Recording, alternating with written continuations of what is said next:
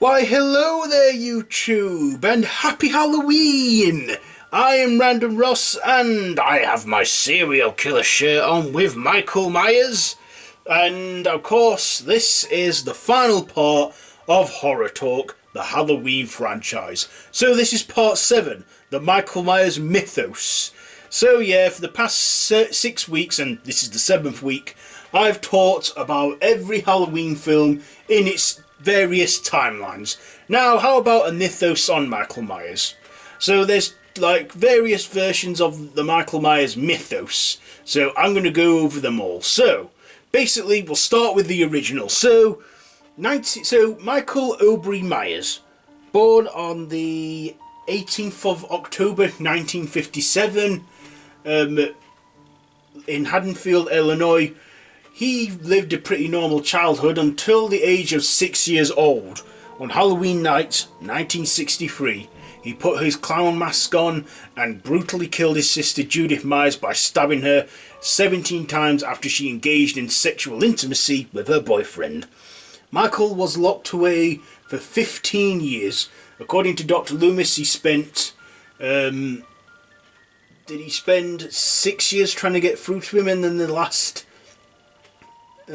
7 keeping him locked away, because he quoted that, with that boy, he had that pale white face and those eyes, the devil's eyes, and he knew what was lurking in that boy's eyes was simply and purely evil.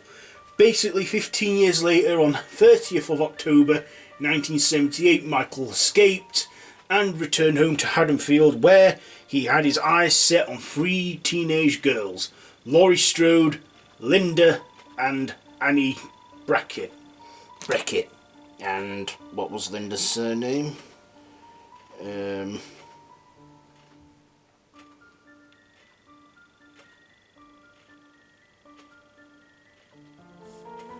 excuse me a moment.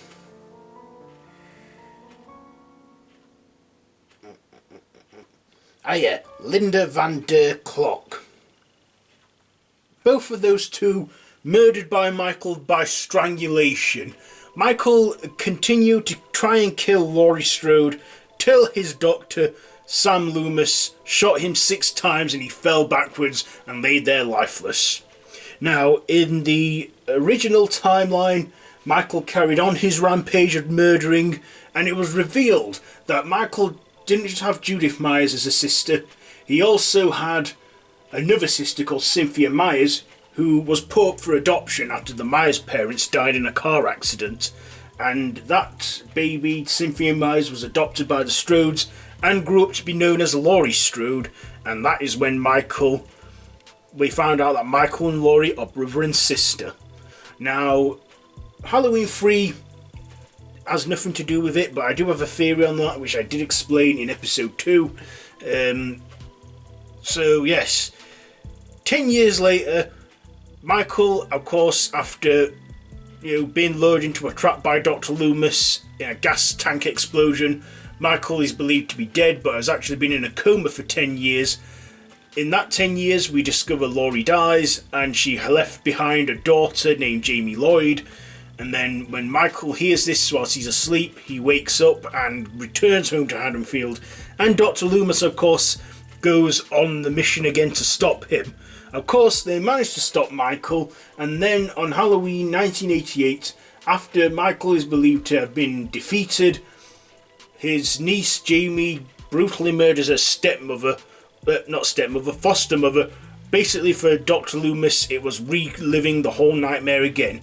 But she did not inherit her evil uncle's ways. No, and Michael wasn't dead. Turns out he'd been slumbering for a year and returned once again to Haddonfield, Illinois, to try and kill her.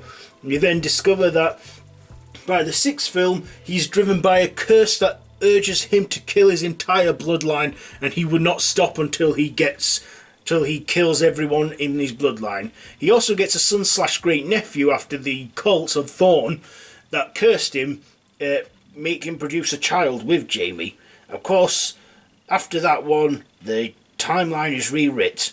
The first 2 Halloween movies still apply, but the Thorn trilogy is wiped. We then see in another timeline in Halloween H2O and Halloween Resurrection, Michael is alive and after 20 years is back to try and kill Laurie, after suspected to have been dead for that long. Of course, in Halloween Resurrection, he finishes his job, he kills his sister, and then Michael returns home and is found that his house has been turned into a reality show, and then he's burnt, and then is still alive at the end of Halloween Resurrection. And then that's it for that one. In 2007, he gained a remake, and in this we got to explore his backstory that was being brought up in a rough background and was a psychotic kid and grew up to be built as a brick shithouse and wanted to kill. Basically, the similar plot to the original films, and he gets killed at the end of Halloween 2, and it's ruined. They ruin Michael Myers by having him speak and revealing his face and having him gunned down. And then, of course, there was the Old Man Myers timeline, where the events of Halloween 1 happened, but in this one, Halloween 2018, Michael and Laurie were not siblings that time round, and it was 40 years later. Michael wanted to kill Laurie, but this time Laurie was prepared. Michael, of course, got burnt, and his whereabouts remain unknown. But he will return in 2020 and 2021, where his story of the Old Man Myers timeline will be concluded. So Michael Myers, a deranged psychopath that has one motive. Well, his motive in the original timeline was that he was driven by a curse. But other than that, his motive now is pretty much unknown, other than he must kill Laurie Strode, the only person that ever survived his encounter. And I guess he's dedicated to getting her. And will he stop once he's succeeded?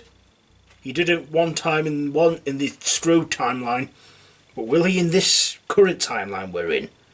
We don't know. But we do know that Michael Myers has stood the test of time. He is a legend that is forever immortalised in horror cinema and was created by John Carpenter and Deborah Hill.